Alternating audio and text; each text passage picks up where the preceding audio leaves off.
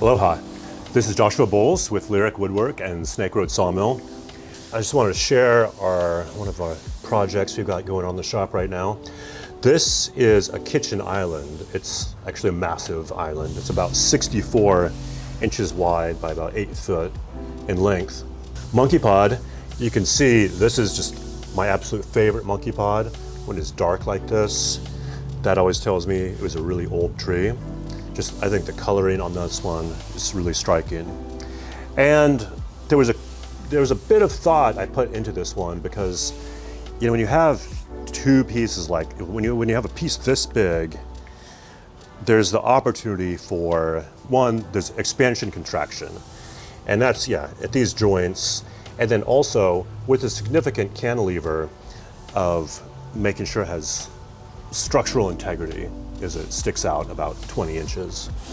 So one of the things we had done is we actually put together two pieces. Hopefully it's not too obvious, but you can see there's a seam here in the middle where we added this strip from the same log. So it's the tone and color are the same. But what we did with this one is we actually mounted it onto 1-inch ply to give it that structural support, and that also meant I just felt better about these joints. You know, for an island especially of this size, I really didn't want to see any cracks opening up over the years.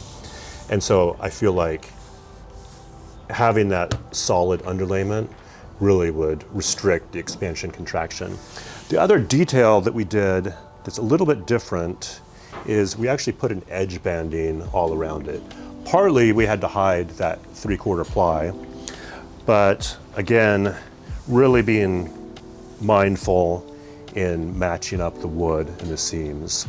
So there is an edge banding. I was a little bit reluctant. I wasn't sure how that would turn out, but I like it. And I think it also gives additional support in terms of keeping it from sacking there on the end.